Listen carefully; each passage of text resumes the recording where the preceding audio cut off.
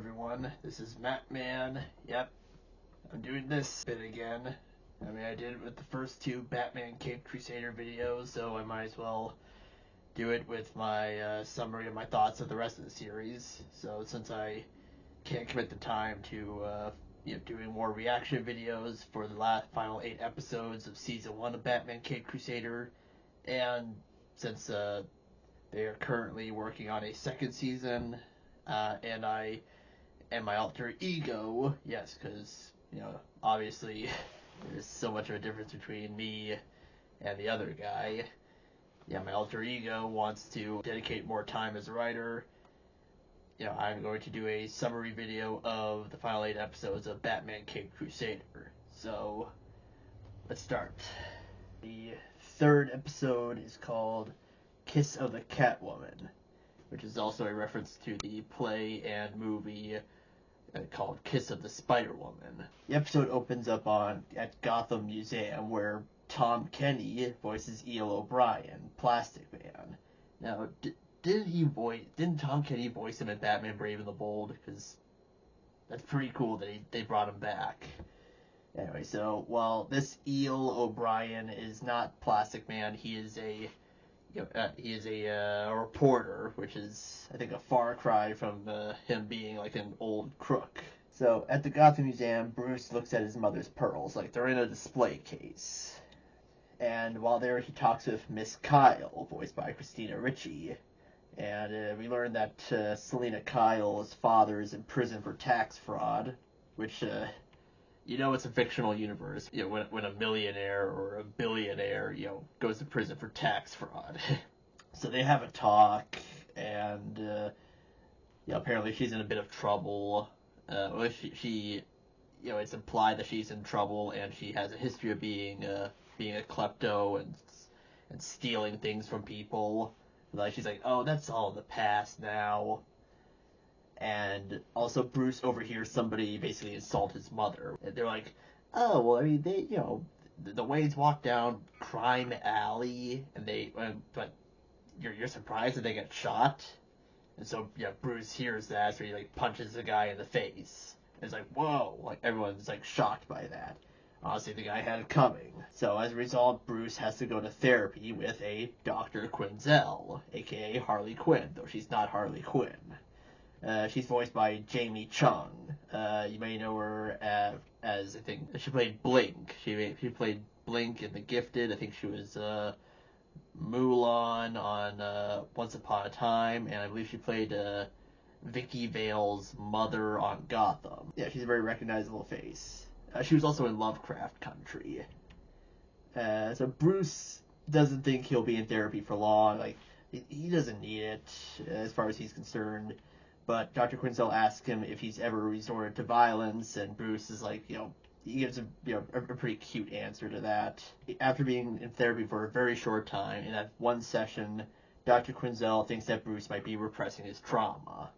And honestly, considering, Bruce Wayne is Batman, she's not wrong. So while Bruce is being driven home by Alfred, he has a flashback to when his parents were murdered. And he reveals that it's revealed that Bruce has secretly taken his file home, Dr. Quinzel's file of him. And there is a note from Quinzel in it, basically saying, hey, see you next week. So apparently she expected him to take the file, so she's smarter than she looks. We switch to Selina Kyle's apartment, where she's being woken up by her maid, Greta. And, we see, Greta, throwing out Selina's bills. She's behind on paying her bills because she has no money left after her father was imprisoned. And, we see that her apartment is full of stray cats because, you can't be Catwoman without, having an apartment full of stray cats. And so, but Selina, inspired by Batman, makes a suit for herself and becomes a cat burglar. And this suit that she makes for herself, it's purple with a green cape, and which is one of her classic, very old outfits. So I like that they paid tribute to that. I like that the series used that outfit. I think Batman Brave and the Bold also used that outfit. So I guess it's a Golden Age / Silver Age costume. During one of her robberies, Catwoman is discovered but gets away from the police. She even claws Bullock, Officer Bullock in the face. And since this Officer Bullock is a jerk in this universe, I don't really feel bad for him. Batman, he catches her, and afterwards Bullock and Flask unmask her, and they know that she's Selina Kyle. Also, I might as well mention that Flass, Detective Flass, or Officer Flass, in this show, he's voiced by Gary Anthony Williams, who I actually met at a Comic-Con last year, in 2024. It's probably going to be 2026 by the time you watch this video. He's a very nice guy. Very much like Gary Anthony Williams. So with Selina Kyle arrested and unmasked, that's the end of Catwoman, right? Well, Bruce has another flashback to the night his parents were murdered, and it really, I like how the series really dives into the psyche of Bruce Wayne as Batman, what made him want to be Batman and what drives him.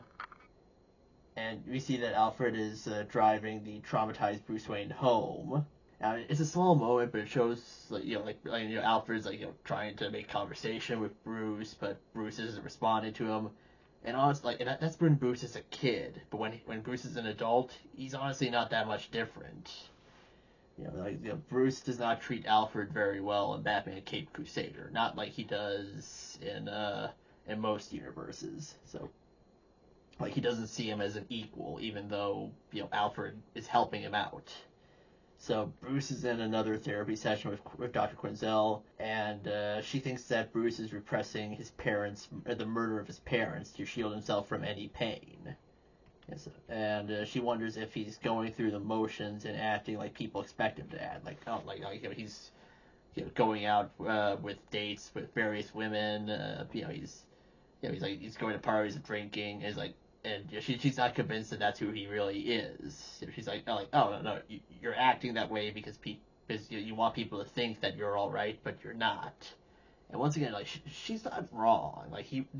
Basically, Bruce Wayne is an act to hide Batman. In Batman Caped Crusader, Batman is the real identity. Bruce Wayne is he's the cover. He's the mask to protect Batman. And we see that Selina is she's defending herself in court, and she blames Batman. She was going to a party, Batman mistook her for a robber, and needlessly attacked her and handcuffed her. But and I guess she's pretty convincing because the case ends up getting dropped because of a lack of evidence. And Barbara Gordon, she was also she was in the trial. And she confronts Harvey Dent about him defending Selina Kyle, and Harvey Dent is happy to defend the rich even when they are guilty and broke. That's the thing, that even though Selina was definitely guilty, he was still happy to defend her. But the thing is that Selina has no money to really pay him, so this is sort of just a courtesy thing. So Selina continues stealing as Catwoman, and she even steals a cat from a rich couple. And then Batman finds and chases her, and he saves her from a fall, and she kisses him, then zaps him with a taser and gets away.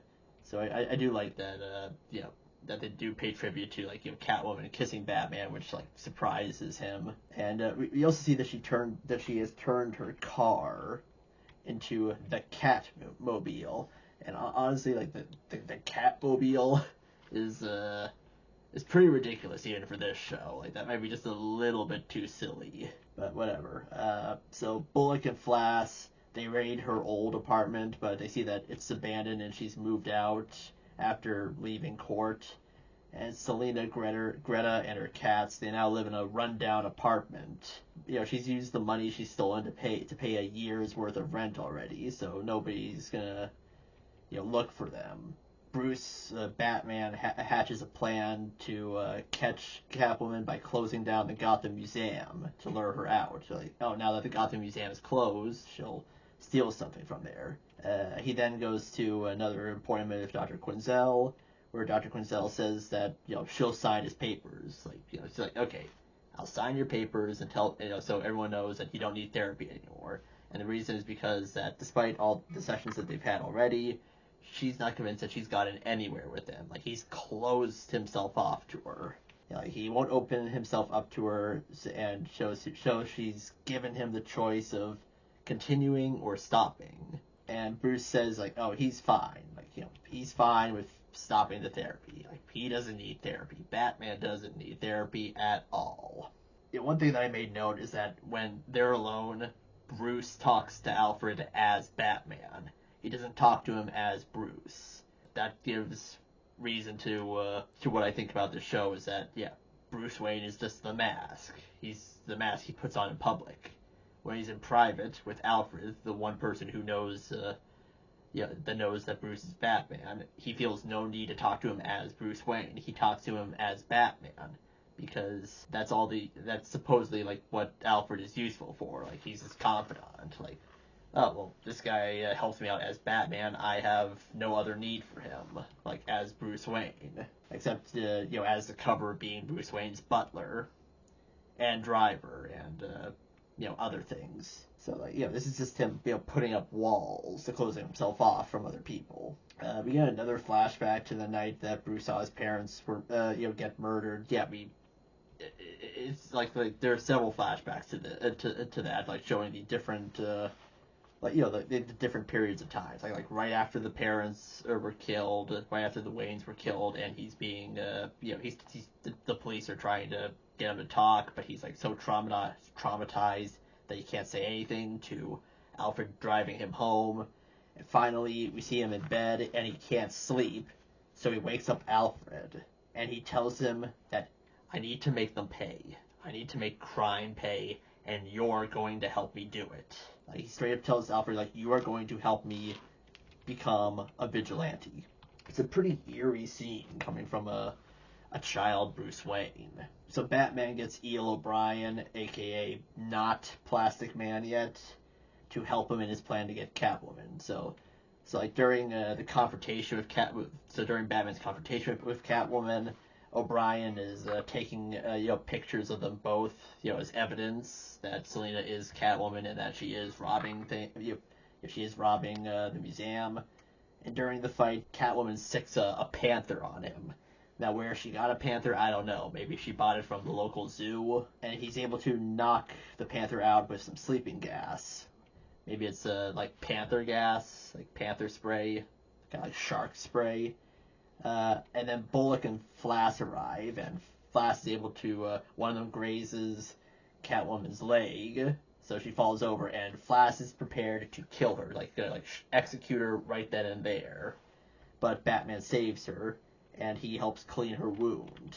Then he handcuffs her, and later, like, E.L. O'Brien, he tells him that he got all the pictures to prove that Selina Kyle is 100% guilty, but he also tells Batman that he got pictures of Batman roughing up Bullock and Flass. He's like, these pictures, they're not going to make it look very flattering. And Batman's like, give them to the press if you want. I don't care. While, Catwoman is, like, in jail, like, she calls Greta for help, use the last of the money to get me out of here, but Greta has sold anything that was worth anything that Selina still owned, and she's used the money to, retire and go to the Bahamas, so, yeah, she's gone, and that's totally fine with her, since Selina kind of mistreated Greta. Back with Bruce and Alfred, Alfred recommends that Bruce should still see Dr. Quinzel, but, Bruce just rudely interrupts him. He's like, basically saying, like, shut up. Don't mention that to me. And then we get the final flashback for the episode showing Alfred rushing to Bruce's aid after hearing the gunshots. He's supposed to meet the Waynes when they came out of the alleyway, but they never did. So when he heard the shots, he immediately rushed to their aid. And it's proof that Alfred's always been there for Bruce to help him, and that Bruce does not appreciate him. So I really like the Catwoman episode, but one thing that I thought was a miss was I really like Batman going to Bruce Wayne going to therapy. It's almost like The Sopranos, where Tony Soprano's talking with Dr. Melfi, and I'm really disappointed that we don't see can see more of that in the series. But I might talk about that just a little later on, because there's some more that I want to talk about. So then there's episode 4 called Night of the Hunters. So it turns out that those photos of Batman attacking the cops, they proved to be a problem for him. So the news and the mayor, they portray Batman very unflatteringly. Like, oh, he's attacking cops, he's a menace. So a new task force is put in place to catch Batman. And Commissioner Gordon isn't happy about this, so he puts Montoya in charge. Because he doesn't want to be in charge of the anti-Batman task force, so he puts somebody that he trusts on the task force. Now, I guess it's to follow rules or maybe kind of self-sabotage it. I don't know, but Flass and Bullock attend the meeting. Flass makes a comment that he'll find some way to get rid of Montoya because he knows that she'll be a problem. So the first things the task force do is set up a whole bunch of fake crimes to try to lure Batman out, but he doesn't fall for them. He always knows when they're fake, though he does string up a couple of cops pretending to be gangsters and trying to take money from some guy. But even then, it's he doesn't fall for the trap. He just he quickly ties them up with one of his grappling boomerangs. So they're hanging upside down, by the under lamp posts. When you do a stealth attack on a bunch of thugs in the Batman Arkham franchise. Imagine that, they're hanging from gargoyles. And honestly, it reminds me of some scenes from the Batman Year One comic and the Batman Year One animated movie, where we get a brief scene or two of police officers trying to lure Batman out by staging assaults and robberies. But Batman doesn't fall for any of them, so I like that. The task force then set up a fake police chase and shootout, and that's actually dangerous enough to lure Batman out. And E.L. O'Brien is back, not Plastic Man yet. And during the chase, Batman slams through a police barricade, and he's able to outwit the police. And E.L. O'Brien is there and takes a picture of the task force failing. So now, now the task force looks like a whole bunch of idiots because, they're just, Batman is running circles around them, or driving circles around them, or gliding circles around him, However you want Batman to move, he is doing that around the task force. Even Harvey Dent criticizes the mayor for how bad the task force is doing. And keep in mind, Harvey Dent is currently running for mayor, so now he might be up in the polls for this. And I don't know if O'Brien intentionally he made those he took those photos to help Batman out, but like I said, he's a reporter, so he's probably just doing his job. So the mayor yells at Commissioner Gordon over the phone, and about how bad the task force is doing. So Gordon goes to get coffee, and he finds Batman looking at the task force's board of Batman. He's looking at all the stuff that they have on him, and Batman escapes. So obviously Gordon is not used to meeting with Batman like this. So Gordon tells Montoya about it, and they know that Batman is way too smart to fall for their usual setups. So they hire Dr. Quinzel, of all people. What are the chances of that? To help the task force get into Batman's head. And while she's talking about her theories on Batman, what makes him put on a costume every night and go out to fight crime, she mentions that she knows, Dr. Crane, better known as Scarecrow. That's a very cool Easter egg. And it turns out that Harleen is an old friend of Barbara Gordon, and she even introduced her to Renee Montoya at a Christmas party, and that she and Montoya kept in touch, implying some sort of, lesbianism between them, since Renee Montoya is a lesbian in the comics, and Harleen Quinzel is famously also bisexual, and she's in a same-sex relationship usually with Poison Ivy. So Dr. Quinzel concludes that the task force needs to invent a costumed supervillain to properly lure Batman out, because Batman's more interested in fighting supervillains than he is the average criminal, though he's more likely to go after a costumed criminal than he is just a random mugging. So Flass and Bullock use Firefly. Well, he's actually Firebug for their villain. There's an arsonist named Firebug who I think is also Firefly, or maybe they're combining two different characters for the series. But so they get him out of his prison cell, and they stage his escape. So like they get all of his equipment, like they put him in a car with his equipment. They're like this is what they're driving into a new location, and they're like, oh shoot, something wrong with the car. Why don't you and we go out and check it in the front? And like they pull up the hood and like, what's wrong with it? And then Firebug's like, oh, like he's able to like get free, get his equipment from the trunk, and just like runs away. And Flash and Bullock are like, oh shoot, he got away. Okay, well, we need to make this look like an accident. You punched me in the face. Okay, are you sure? Yes.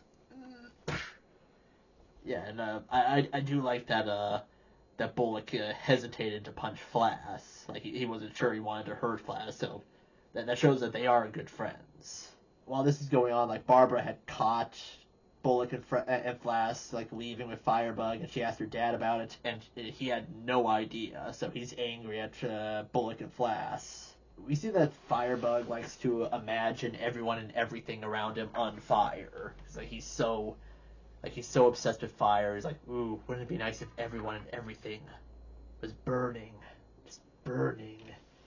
So he gets to, he breaks into this basement, and he gets to work mixing all these chemicals together to fuel his flamethrower, and he starts setting fire to the building. So Batman goes to stop Firebug and he also tries to save anyone he can in the building.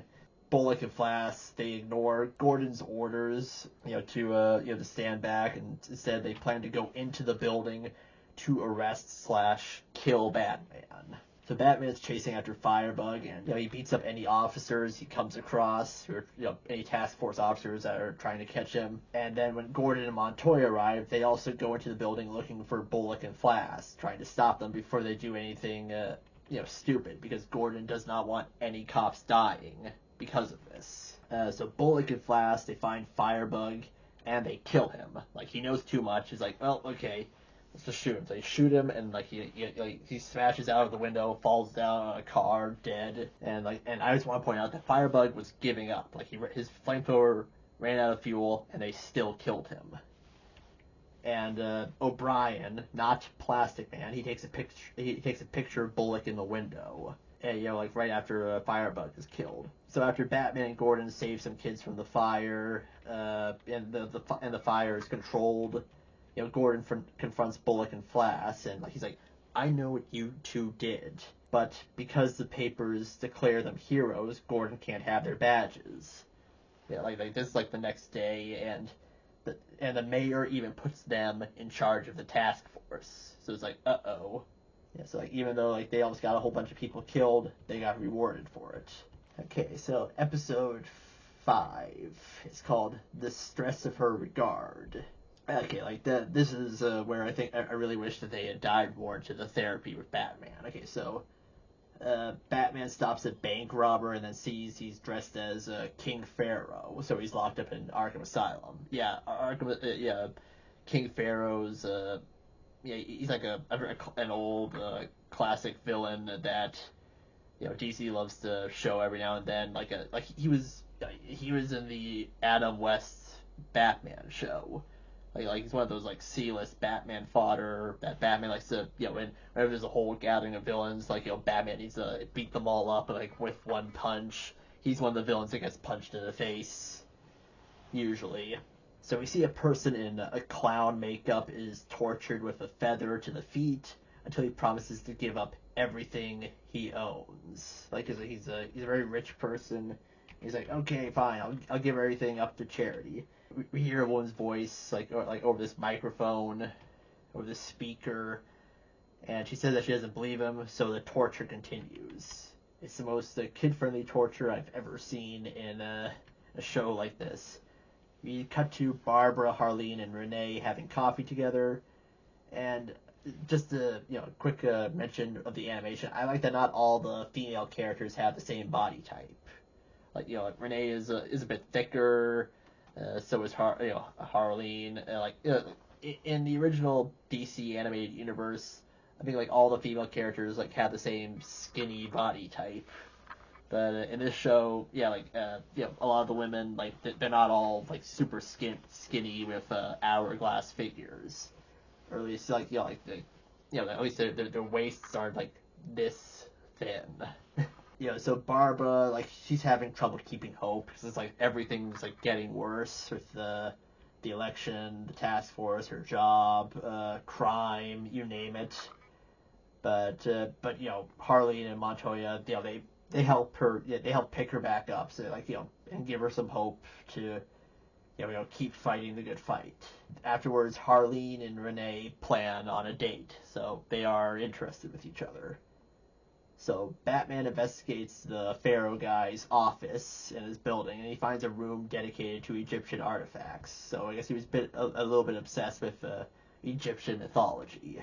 He also finds that he was seeing Dr. Quinzel. But during his investigation, the task force arrives and tries to capture him, but Batman takes them all out and escapes. Like, he puts, like, he throws gas down and he's able to knock them all out one by one. Except, I think, Flass and Bullock, like, they remain untouched. So during a big session, big shock, it turns out Harley Quinn is really evil and, takes one of her wealthy patients captive. Yeah, so, like, so Dr. Quinzel is meeting with one of her patients, and during this session, she, captures him and drugs him and kidnaps him. And, like, wow, big shock. Turns out that Harley Quinn was evil. And we see her costume, and it's like a yellow and black version of her usual costume. And I also like that she gives all of her captives like different costumes to as a way to insult them and demoralize them. It's also very cool. This is a very cool version of Harley Quinn, in my opinion, because it's one of the few versions of Harley Quinn with no connection to the Joker at all. It's like usually Harley Quinn is a sidekick to the Joker. This one predates the Joker. But she also has her own assistant named Hastings who helps her out. And she gives the patient dressed like a baby. She gives him a mallet and has him force like the new patient named Collins dressed as a king to give up all of his possessions. Go hit him with the mallet. And he even references pudding, which is Harleen's classic nickname for the Joker. So Batman and Alfred, they find a string of greedy men who suddenly give away all their possessions. For years, there's been all these rich men who suddenly just give everything they own away, for no reason. And Batman thinks that they were all seeing Dr. Quinzel. So Barbara, she sees Fletcher Deming, King Pharaoh, in Arkham Asylum, and when she mentions Harleen, and Deming starts saying Harleen's name and says that it feels good in his mouth. And that leads to Deming trying to escape, but Barbara is able to catch him and stop him from jumping off the off the roof of Arkham Asylum and joining her. So yeah, Harleen Quinzel's name triggered this guy for some reason. I also like that. So Barbara Barbara sees Harleen the next day, and I like that Harleen has a nickname for Barbara, Barbie. And I never realized that. So Harleen supposedly doesn't know anything about Deming. I never heard of that guy. But Barbara talks to her father for advice on what to do when the evidence points in a direction, and she doesn't want to go in that direction. Basically, it's hey, what if I think that somebody I know did a crime, and I don't want to, investigate it further, even though I know I should. And I think Commissioner Gordon basically says, well, you gotta go for it. It's the right thing to do. So Barbara later goes into Harley's office, just as Batman is finished looking for evidence. Batman's left with this list of patients that she's had, and Barbara discovers that Harleen has lied to her. She's oh, she lied straight to my face. So Barbara visits one of Harleen's patients, William Hastings, Harley Quinn's current assistant, who hasn't been seen in months and is now very reclusive, and he doesn't want to talk to Barbara. So Barbara decides to make it look like she's driving away, when she's out of sight, she circles back and tries to sneak in to into the mansion, only to be caught by Batman, who tells her that he believes that Dr. Quinzel is brainwashing some of her patients. Elsewhere, Harleen and Renee are on a date, and they seem to be having a really nice time. until Harleen receives a call from Hastings. So so they quickly kiss, and Harleen has to leave. So Batman, he finds the patients in the playpen, and Harleen, who is, I guess, able to get into costume really quick, like after arriving, she releases the patients and sicks them on Batman. But Batman is able to fight them off, but he gets trapped in a cell and is gassed. So he's knocked out, and Barbara finds him and tries breaking him out before the building explodes. Yeah, because Harley Quinn has rigged the building to explode. During her escape, Harleen sees Barbara's car and quickly tries to go back to save her because while she's crazy, she still loves Barbara as a friend. But as Harleen is saving Barbara and also Batman, I guess, the building starts blowing up. So Barbara and Harleen, they try to escape before it collapses into the ocean because it's on like a cliff. But they fall, and Batman can only catch Barbara. So Harley Quinn, she's saying that she said that she's not going to prison or Arkham. So she just drops into the ocean, and she's presumed dead. Batman, after pulling Barbara up, he tells Barbara that he's sorry before leaving. I'm sorry I couldn't save your friend. And later, Renee is waiting for Harleen, but she doesn't come. Then she receives a phone call from Harleen telling her that she's leaving Gotham for a while. So Harley Quinn, she survived the fall, but she's running. She's on the run now. She's going to hiding. Yeah, so this is what I meant when I said that I really wish that the therapy aspect of the series was used a bit more, because it could have been like a reverse Sopranos, like a superhero talking about his problems with his therapist, but that was only in one episode. And I really wish that could have been the whole season, that we could have had Batman dealing with a different villain, and then he goes and talks with Dr. Quinzel about it, but he obviously can't tell her that he's Batman, so he has to kind of make up a story or a plausible explanation for why he's dealing with this to get some advice. I don't know, it's a cool idea. I would have liked to have seen it. Episode 6 is called Night Ride, and we see two police officers are driving a truck full of money, and they are approached and chased by a ghostly rider on a ghostly horse called the Gentleman Ghost, voiced by Toby Stephens. You may know him from Lost in Space. The recent one on Netflix. He played the father on that. So the Gentleman Ghost, he's an old villain. You may recognize him from Batman the Brave and the Bold. I love Batman the Brave and the Bold so much. So after the Gentleman Ghost causes the truck to crash, he robs it of the charity money that was in it, and then just disappears. Later, Bruce has a meeting with Lucius Fox, and we see that Alfred and Lucius are very chummy with each other, which for some reason annoys Bruce. And Lucius says to Bruce that he should treat the help like they're equals. It's like come on, Alfred's a human being. Treat him like another human being would, like I do. I like Lucius. Harvey Dent is also currently having some problems with his race to be the mayor. So he needs to find a way to make himself look good in the eyes of the public before the election. So his helpers suggest oh, you need to really show that you're a man of the people, and then gangster Rupert Thorne abruptly meets with Dent in his car and offers his assistance. And while this is happening, Batman is investigating the Gentleman Ghost's crimes, because he's robbing people, taking the money, and then just disappearing. While on a train, Harvey is holding an interview, and then a kid sees the Gentleman Ghost, racing alongside the train, and then he just transports to the train, and he starts robbing the people on the train. And it looks superpowered, he has superpowers that can cause him to phase through walls or transport from one place to another. But it is also possible that he could be faking it, like a Scooby-Doo villain. So while he's robbing all the people on the train, Harvey Dent's just sitting there doing nothing. Remember, this is during an interview, so he's looking extra bad. And afterwards, the Gentleman Ghost gets chased by Batman in the Batmobile. and Batman is able to see a crest on his like bag or satchel or whatever. So he sees a family crest on it, and then the gentleman ghost disappears through a wall, and causing some of the money that was in the gentleman ghost's possession to disintegrate. So while looking at like the charred pieces of money, like Batman tells Alfred that he doesn't believe in the supernatural. And I think they even quote Arthur Conan Doyle at one point, or they quote some author.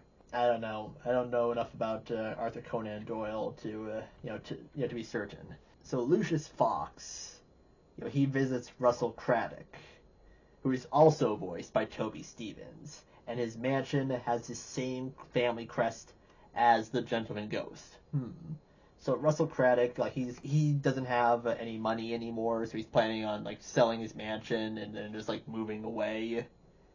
So this guy has no money, so that giving him lots of ample reason to become the Gentleman Ghost and robbing people, so he could have money. But we'll get back to that in a minute. So Bruce visits the Gotham Library looking for something to help him find the coat of arms. Yes, that's what he calls it, the coat of arms.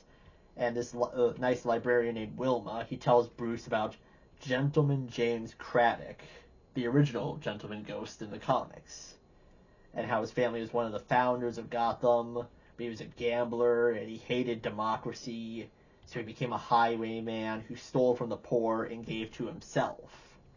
And as a result, he was hanged at the gallows for his crimes. So, when Bruce realizes this, he realizes, like, oh no, Lucius, he said he was meeting with this guy, or, like, meeting with the guy with the last name Craddock. Bruce heads to the Heritage Hill to save Lucius, and it turns out that the Gentleman Ghost is really a ghost. Despite setting it up that, this Russell Craddock guy, it sets it up that Russell Craddock is, like, pretending to be a Gentleman Ghost, but, like, nope. No, it is really the original James Craddock, because Russell Craddock, like, when Lucius sees a painting of James Craddock, he's like, oh, who's that guy? Like, oh, that's my ancestor. He was a total disgrace to the family, like, completely ruined us for generations.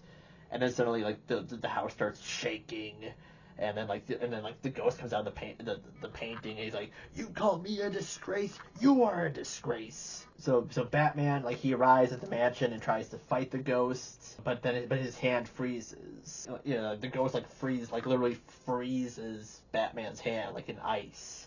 And there's a funny scene where Lucius Fox says that he's gonna tear down the house as soon as possible because it's haunted, and Russell Craddock is like, oh yeah, I'd be totally happy if you did that. It's a shame we don't see any more of Russell Craddock. I think I might have actually liked his character. So Harvey Dent, he looks really bad because he did nothing during the train robbery, so that causes his numbers to plummet in the polls. Alfred recommends that Batman go sees a man named Dr. Midnight for help. So, and this Dr. Midnight, he's like he's not like the original Dr. Midnight from the comics. He's this voodoo guy. So he's a very mysterious sorcerer. Honestly, he reminds me of Brother Voodoo from the Marvel universe, from the Marvel comics. So Dr. Midnight, he tells Batman that in order to defeat the Gentleman Ghost, he needs the original deed to Heritage Hill, which is the mansion, and the blood of a nobleman to defeat the Gentleman Ghost. So upon hearing this, Alfred offers his own blood for the ritual, as his lineage comes from a dukedom back in England. And apparently Batman did not know this. He's like, oh, I didn't know you were descended from a dukedom. And it's like, well, yeah, Bruce, you don't know anything about Alfred. You never ask him about his life. Like, you literally know nothing about this guy. Maybe you should get to know him, because it turns out that Alfred Pennyworth has a really interesting life, pre-Batman, if you just read the comics or watch the Pennyworth TV show.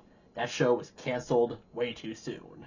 So they try burning the deed, but then the Gentleman Ghost attacks them, and Alfred almost succeeds in burning it, but then Craddock possesses Craddock turns to smoke and then possesses Alfred. And Craddock, while in Alfred's body, he tries to learn Alfred's deepest, darkest secret, and he's teasing Batman about it, ooh, what is he trying, to hide? What is he trying to hide?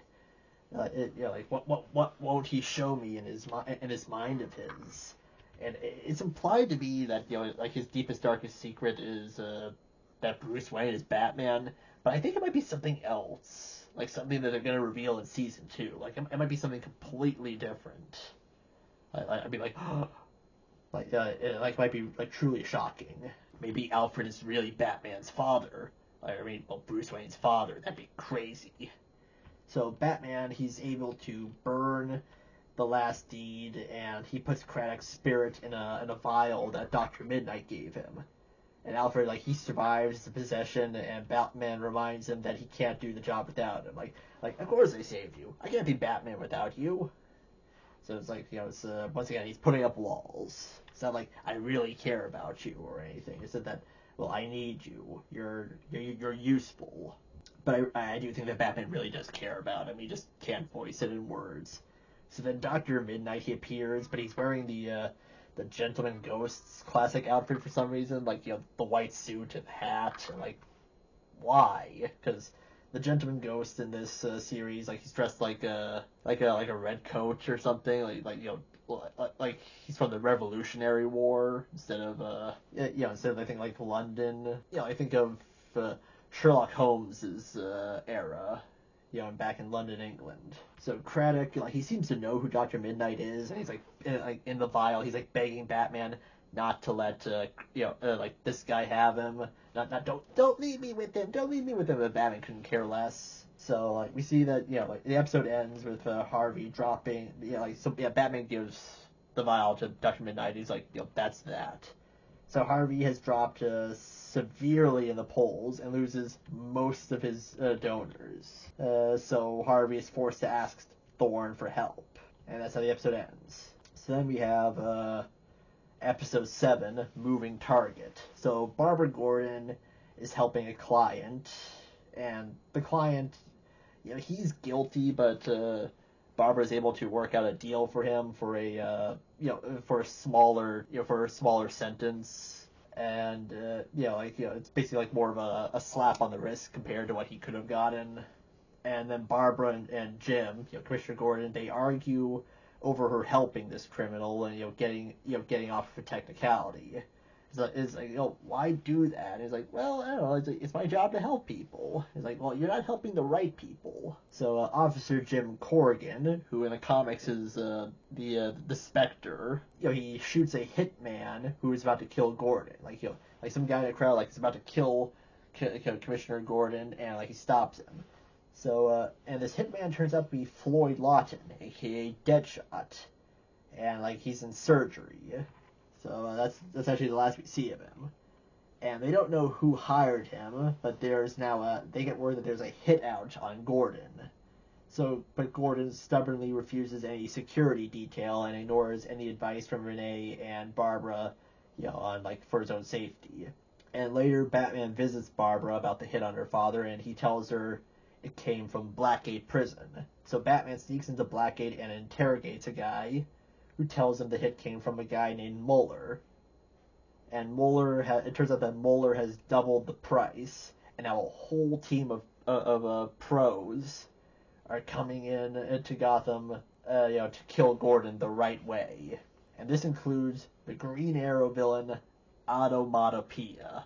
And I was so excited to see this, because we finally get a faithful adaptation of Automatopoeia. Basically, he's this villain who kills superhero vigilantes, and he makes comic book sound effects. So when he snaps an arrow, he's instead of the comic doing the sound effect snap, the sound effect comes from his mouth. So snap, bang, bang, pow, pow. You get my meaning, right? He's fun. The thing is people were saying that you can't actually make a faithful version of him in a TV show or a cartoon or a movie. He was even cut from an episode of Arrow, and they were only able to lightly adapt him for Superman and Lois. they only kind of adapted him. Oh, sorry, they only kind of adapted him. But this is the faithful adaptation. And I used to wonder, like, what were they talking about? They do a really good job adapting him. Yeah, he's like straight out of the comics. So, Batman, visits Mueller, and Mueller tries to kill Batman, but fails, and afterwards he sings like a canary to Batman. So Commissioner Gordon, he goes home, and he sees that a lot of people guarding his house, including Barbara and Renee, and they get him to realize that innocent people, like, in the town, in the neighborhood they lives in, will get caught in the crossfire if he doesn't, protect himself. So they load up his car and prepare to leave for a safe house. And Batman, he tries calling the house, but they've already left. So while en route to the safe house, they get attacked by more assassins, but they are able to drive the assassins off the road. And they try driving to the hospital because one of the cops is injured, but the car breaks down because of the gunfire. So they make their way to Wayne Gardens, which I think is like a new neighborhood that's going to open up soon. So I love to see that Automatopoeia and his gangsters, they're following the trail, and he's making sound effects the whole way. I didn't have any of the sound effects written down, but it just made me happy to see Automatopoeia say sound effects. So Batman, he hears about a crash on the radio, and he drives in that direction, knowing that it's going to be the Gordons and the other officers. So the officers, they hide in one of the houses in Wayne Gardens, and Renee and Barbara, they have this class and wealth related argument about like oh, you moved out of your own neighborhood, well I didn't. Rich people are always preying on the poor, like stuff like that. It's because Renee and Barbara had very different upbringings, or they had similar upbringings, but there was some very key, there's some key differences in them. So then Automatopoeia's men, they find the house and they start shooting at them. So there's the officers are defending them. So they're all shooting at each other. But then Batman shows up and starts taking down the criminals while the officers are defending the house. And Corrigan, he's also one of the officers. So Jim Corrigan and Barbara Gordon, they're fighting, apparently the greatest henchman of all time, one of Automatopoeia's henchmen, goes into the house, and he's actually giving them a real fight, and wow, this guy should get a raise. And this is while Batman is fighting Automatopoeia. So after Automatopoeia is defeated, Batman tells Jim Gordon that the contract is canceled, but James Gordon was never the target. The target was Barbara Gordon, and then Corrigan. It turns out Corrigan was also going to this is all. He was also part of the setup. He's about to kill Barbara, to collect the money, but then James Gordon is able to shoot the gun out of his hand. So Marcus Driver, the officer that was injured, he receives help, and everyone who tried to kill Barbara is arrested. And Barbara, later, he visits Mueller in prison, and she tells him what the hell, man? I gave you the best deal I could. Why did you try to kill me? And he's like, because I'm in Blackgate prison. I'm in here because you failed. And he's like, I don't deserve to be in here. I'm like, well, after what you did, you most certainly do deserve to be in here. And that's how the episode ends. Yeah, so 10 out of 10 because of Automatopoeia. So then we have episode 8, Nocturne. So we see Dick Grayson and Jason Todd sneak out of an orphanage to see a carnival. The names are Dickie and Jay, but that's Dick Grayson and Jason Todd. And weird enough, they're also not the only Batman sidekicks who appear in this episode. They get joined by a girl named Natalia, voiced by McKenna Grace. If you look at McKenna Grace, she's been in a million things. Yeah, I've seen her in stuff since she was that the little sister on Crash and Bernstein on the Disney Channel. So she leads Dick through a trailer door, and then it cuts to the intro. We don't know what happened to him, and Jason was too scared to follow him in there. But we see that Bruce is at the carnival on a date with a woman named Julie, and apparently he supports Harvey Dent for some reason. I guess he's the lesser of two evils in the election. I don't know, but Dr. Leslie Tompkins is also at the carnival, and she brings her orphans there. Harvey Dent is also at the carnival as well. So apparently everyone and their mothers is at this carnival. But then we see a character named Dr. Knight, voiced by Haley Joel Osment. He sees dead people. So he has a strong-looking man try to lift a weight, then has Natalia, like the girl from earlier. She tried to lift it but fails, so he puts Natalia in this device that supposedly causes her to get stronger. She can easily lift the weight over her head. Now, obviously, she's a plant. Like, this is a performance at the carnival, and he randomly selects a person, they fail. Then he selects this girl. She's always in the crowd, and she's able to lift it with ease. So it's all fake, or is it? Jason Todd sees her and asks her what happened to Dick. So Natalia leads Jason to where Dick supposedly is. And while this is happening, people are dunking Harvey Dent for fun. They're throwing balls at this target, and he's getting dunked into water. He totally deserves it. So Jason finds Dick in the back of the mad scientist's trailer, Dr. Knight's trailer. It looks really sick. So then Natalia starts to drain Jason of his soul or whatever. She opens her mouth and starts sucking his soul through his mouth. But then Dr. Knight, aka Anton, comes in, and he turns out to be Natalia's brother. And he stops her from doing this. No, you said you wouldn't do this anymore. You're gonna kill them. And we see that Leslie Tompkins is looking for Stephanie Brown. Yes, Stephanie Brown, aka the Spoiler, also Robin and Batgirl. Yeah, she was Spoiler, Robin, and Batgirl. And she's also the girlfriend of Tim Drake. And once again, this is not the last Batman sidekick who appears in this episode. While at the carnival, Harvey meets Rupert Thorne, and they talk about the donations. And Harvey, he doesn't want to accept donations from a criminal, but he might be forced to do it because he has no other options. So Bruce sees Stephanie go into the House of Mirrors with Natalia, and he ends up breaking through the wall, looking for them and angering some of the carnival people. So, including Killer Croc. So the carnival people, they end up beating him up and throwing him over the side. When Bruce gets up and goes back to the car, we see that Alfred is actually waiting there reading a book about the Grey Ghost. If you don't know, the Grey Ghost was a childhood hero of Batman, from a TV show. And we see in Batman the animated series, he was voiced by Adam West. So it was a very meta episode.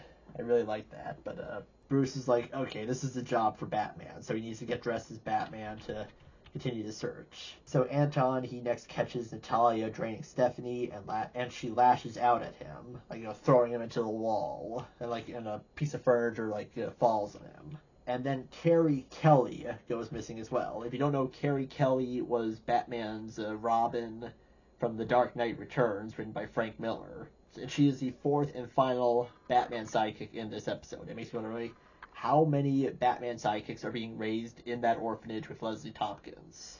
So Batman, he interrogates Killer Croc and where Natalia is.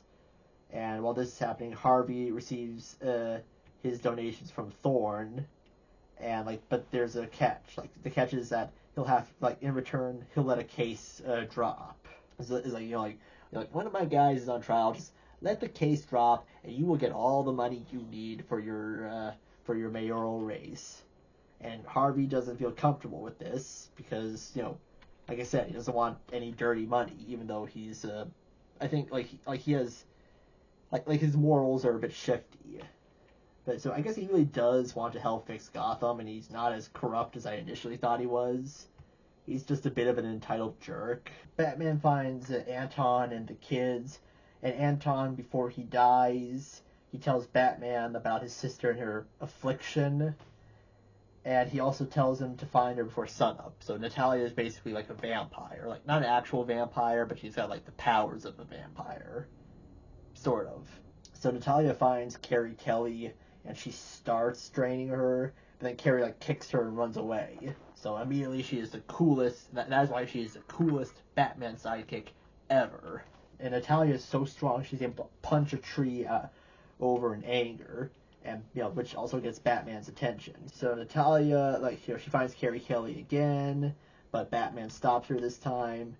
But Nocturne is too strong for Batman, and he underestimates her because she's a child. But Carrie Kelly, she uses her slingshot to help Batman. She's hitting Natalia with these rocks with her pull back from her slingshot. This gives Batman the chance to tell Nocturne that she killed her brother. And she's like, no, I can't have done that. But then the sun rises, and Batman is able to cover her with his cape so her skin doesn't burn. Carrie Kelly, she walks back to the carnival with them, and Carrie tells the other kids in the hospital about how she helped Batman. So now she's like the coolest kid ever. And you feel like, yeah, she is. Like she actually saved Batman. So I don't know why Bruce Wayne didn't immediately adopt her and make her his Robin. Leslie thanks Bruce for helping, and maybe she knows that Bruce is Batman. I don't know, because she knew Batman the animated series. And also I have to wonder, like, are Stephanie Brown and Carrie Kelly orphans? In the comics, I think they had parents. And like, I mean, if you're gonna include them and when they're not orphans, why not include Tim Drake? I mean, Tim Drake, well, okay, he wasn't an orphan at first, but he later became an orphan. But still, like, you might as well like have included him in there. I mean, maybe he was in there and he just wasn't named. Maybe I missed him. So afterwards, like, Harvey refuses to withdraw the case against the criminal Milligan. Like, he says, like, no, we're taking this to court. We are keep going with this. So Dent isn't that bad after all. Okay, he is not a bad person. But afterwards, in the bathroom for screwing Thorne over and going back on the deal, Dent gets two-faced. The guy throws acid in his face, and it burns the half of his face off. We don't see it, but we hear him scream.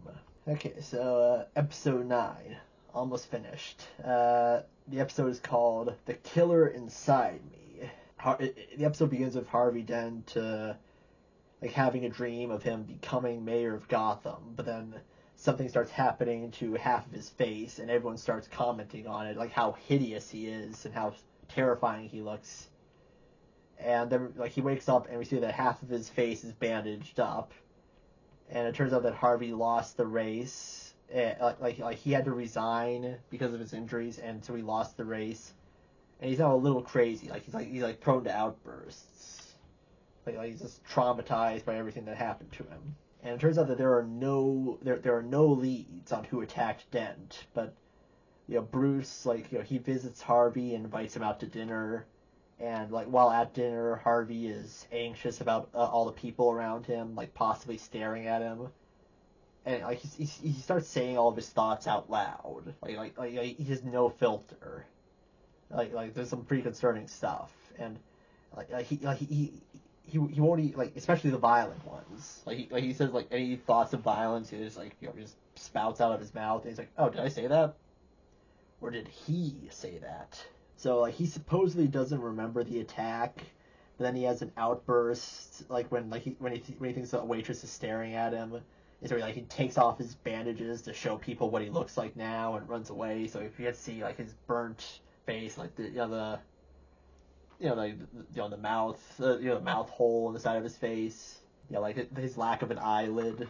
Batman investigates what Dent is hiding, and Alfred is warning Batman that Dent might not be the same man who he used to be now. So while on the street, Harvey attacks a mugger, and he flips a coin to see if he should kill him, but instead he shoots the guy in the knee. Okay, so what should I do? Should I shoot you? Okay, bam! And we find out that he shot the guy in the knee. Yeah, and the police are telling him this, and there's wait, that sounds like Harvey Dent. So Montoya goes to check up on Dent, but he isn't home. So Dent finds this guy named Emil Potter in a bar, and makes him tell him where Tony Zito is. Emil calls Harvey a freak, so Harvey beats him up. And while Rupert Thorne is later told that Harvey is probably out for revenge against him, he's looking for you, boss. I think he wants to kill you. And Rupert Thorne's like, what? Harvey Dent? God, that guy's harmless. Yeah, so Tony Zito is the guy who burned Harvey's face off. Alfred contacts Batman about what's happened, about Harvey assaulting people, assaulting criminals, and Alfred implies that Bruce is slightly to blame for Dent's state of mind, because it's sir, you invited him out into public when he wasn't ready. you intentionally did this to see how he would react. You tried asking him, you asked him these questions, like tried to get something from him so you could catch the criminals, and that made him snap, sir, and like that causes Batman to snap at Alfred, like it's like, hey, I don't need that from you. So yeah, it's like Batman doesn't want, like I think Batman knows that he's to blame for what happened to Harvey, but he doesn't want to admit it. So then Harvey visits Maggie Kane, who is Tony Zito's girlfriend, and he makes her tell him where the safe house that Zito is hiding in. So Harvey goes there as Batman visits a man in the hospital to figure out what Harvey wants, and then Harvey attacks the safe house where Zito is. And so Batman is like he's like right behind Harvey, like no matter where he goes. Like I mean, not like really, but he's like a few steps behind Harvey. Because next he goes to visit Maggie, and Maggie to learn where Tony is, and Maggie she's leaving Gotham, she's packing up and getting ready to leave Gotham. She's spooked, but Batman arrives too late as Two-Face has killed Tony's guards and has already set Tony on fire. And Batman tries and fails to stop Two-Face. And here I might as well say that while I did enjoy this episode so far. I did write a comment that I didn't feel like there was much of a difference between Two-Face and Harvey Dent, and maybe that's kind of the point, is that they are the same person. It's just that now Harvey's kind of crazy now. Diedrich Bader doesn't really change his voice all that much, so it's not like with Batman the animated series where there's definitely a difference between the two voices. So Thorne, he learns that Harvey has killed Zito and is coming after him next. So Harvey is able to sneak into Thorne's house or mansion, and he starts killing his bodyguards. He's able to ram a car through a gate, but it turns out he wasn't the one driving it. It was somebody else. So he sneaks in through the back. He starts mowing down bodyguards. So apparently Harvey Dent is he's like John Wick all of a sudden, losing half of his face and going insane. That has caused Harvey Dent to just become completely unstoppable. He's John Wick now. But Rupert's son Matthew, he defends his father until Batman with a concussion shows up. Yeah, he's Batman he received a bit of a concussion while chasing after Dent earlier, and Matthew was no, I won't let you kill my dad. And so the Thorns get away, thanks to Batman, but Harvey's showing signs of having a split personality. He's you had to stop him. I couldn't stop him. I couldn't stop myself. And he begs Batman to lock him up. So Harvey is locked up in jail or Arkham Asylum, and Barbara Gordon, she becomes Harvey's lawyer, which in a slight bit of irony. So then the season 1 finale, episode 10, is titled Savage Night. Savage Night. So it turns out that Harvey doesn't actually want Barbara's help, because of their rivalry. But he also doesn't think he deserves help because he thinks he's a monster. But Barbara's able to trick Dent with a coin toss to become, so she can become his lawyer. So she uses his classic coin, the two-sided coin that Dent had, that has the same face on either side.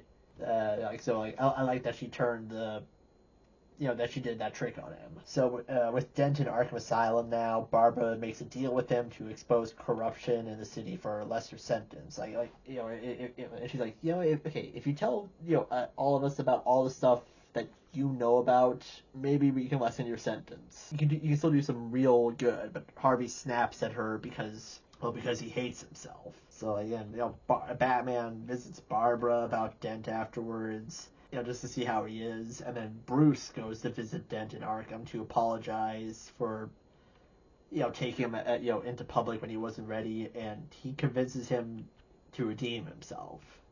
So on his way to the hearing, Dent gets kidnapped, but Barbara follows them.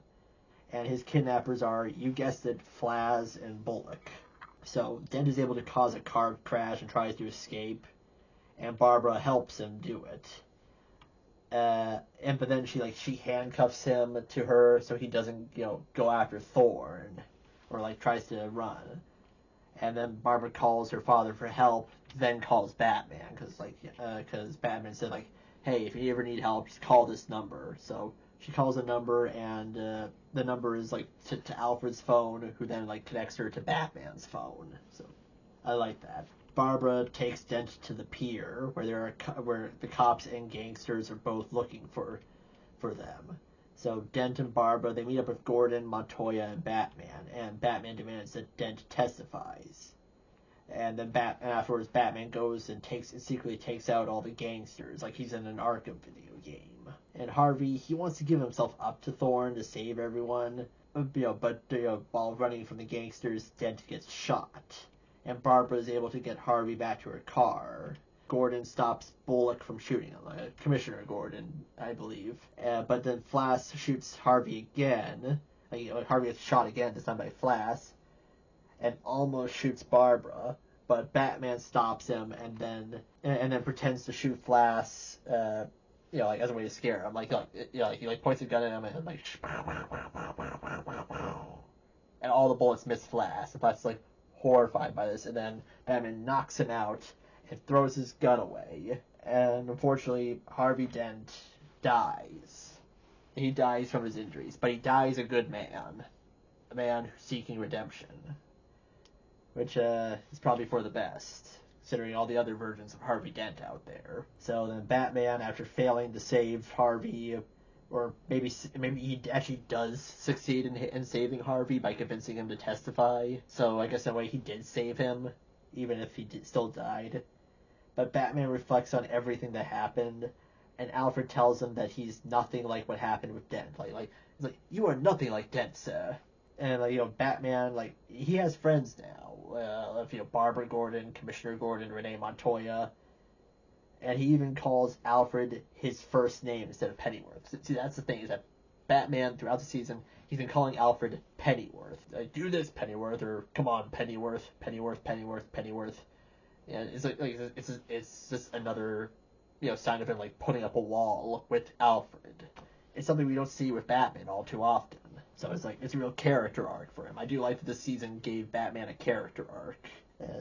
Later Batman, he throws a batarang at Thorn through his window. Thorn is waiting in this apartment, and then a batarang comes through the window, and that shocks him. So then Thorn looks outside, and he sees Batman recreating the end of his classic intro from Batman the Animated Series, where he's standing on the building in the rain, and I don't think the lightning bolt is behind him, but if it is, that is extra awesome. But still, it's a great homage to the original Batman the Animated Series. So how do you end Batman Caped Crusader?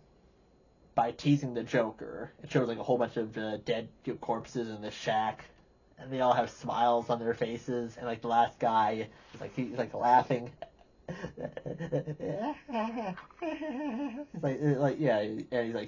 His skin is very pale, and we see that the person who he's been experimented on by somebody with pale skin, with white skin and possibly green hair.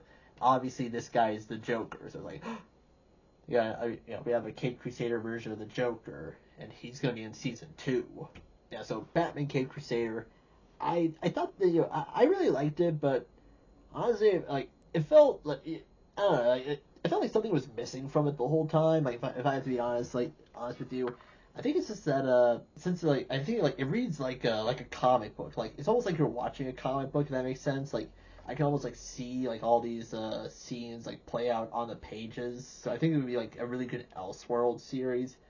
But as a TV show, yeah, it's good. It's not as fun as Batman the Animated Series, but still, it's a good retro Batman show that combines the old with the modern. It showcases some lesser known Batman villains. It gives some cool new interpretations. It's just I kind of wish that there was a bit more. I don't know, I'm trying to think of the word. I guess I wish that there was a bit more energy with the animation. I wish that there were a bit more creativity with some things. Since it's set in, I don't know, I guess the 1920s, 30s, 50s. But it's set in a much older time period, so everything's Everything looks very gray and a little washed out, which is funny since the original Batman series was it was drawn on black paper. Like they literally drew it on black paper to get the look and feel of Batman. So maybe that's the thing is that yeah, like it's not as colorful as the original series, so therefore it doesn't have the same feel as the original series. But even then, like that's just minor criticisms. Like oh, I wish like, if I could make my own Batman series, like this is what it would be like. Well, I didn't make my own Batman series. This is somebody else's Batman series, and for what it is, I think it's a very good new interpretation of it. And I can't wait to see what season 2 is like. So see you the next time I watch Batman Caped Crusader. Mattman out.